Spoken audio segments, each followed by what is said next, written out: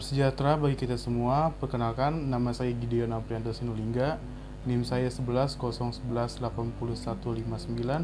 jurusan Ilmu Komunikasi Bisnis Universitas Bung Karno. Sekarang saya akan menjelaskan penjelasan dari bab 1 sampai bab 5. Bab 1 itu berjudul pengantar mata kuliah Analisa Komunikasi Bisnis. Kegiatan bisnis merupakan proses kegiatan oleh individu atau kelompok melalui proses penciptaan.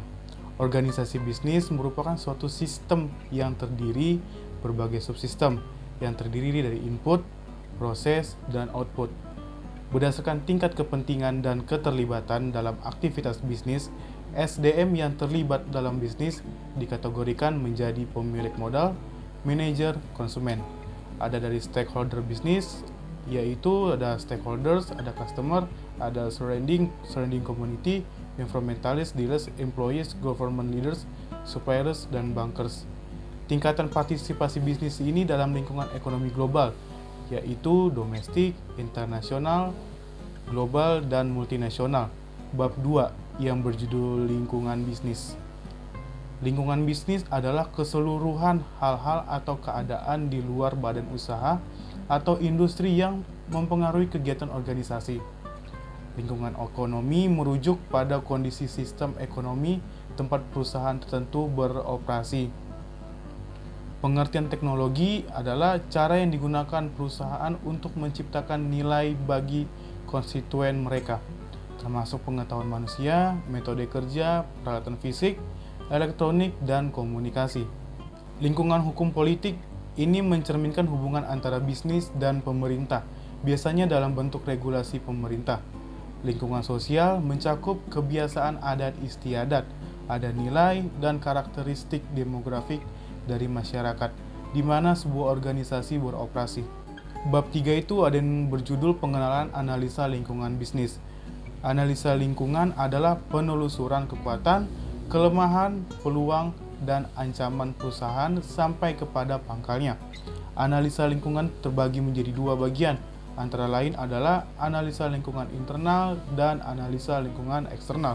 Analis lingkungan internal perusahaan merupakan analis yang berguna dalam mengidentifikasi kekuatan dan kelemahan suatu perusahaan atas dasar sumber daya dan kapabilitas yang dimilikinya. Lingkungan eksternal merupakan faktor penting yang perlu dikaji dalam penentu pengambilan suatu keputusan. 3 cara dalam melakukan analisis lingkungan eksternal: melakukan perkiraan secara formal, merancang sistem informasi manajemen dalam organisasi, pengumpulan informasi verbal dan tertulis dari berbagai sumber.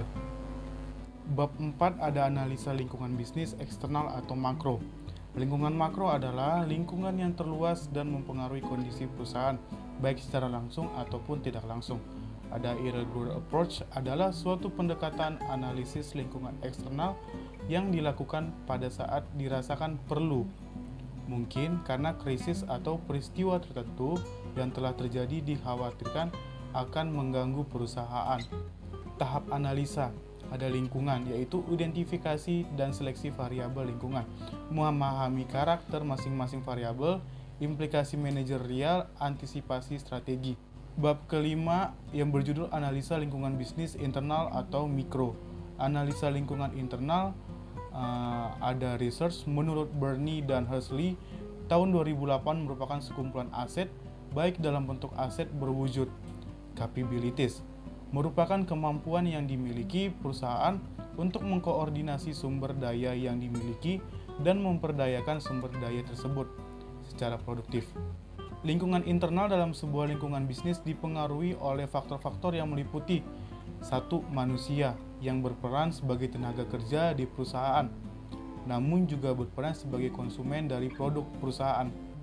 Selanjutnya ada uang, yaitu sejumlah uang atau barang yang dibeli dengan uang tersebut untuk membuat produk yang lain. Setelah itu ada material. Ini sangat berpengaruh sekali terhadap kelancaran proses produksi, sebab merupakan faktor pendukung utama dalam proses produksi. Selanjutnya ada mesin, meliputi perlengkapan atau peralatan penunjang faktor produksi sebuah perusahaan. Metode, yaitu merupakan suatu pelaksanaan kerja produktif, misalkan pengambilan keputusan, pemberian ide, atau inisiatif dan pemikiran yang kesemuanya itu ditunjukkan agar pengelolaan sumber-sumber ekonomi dapat berjalan lancar.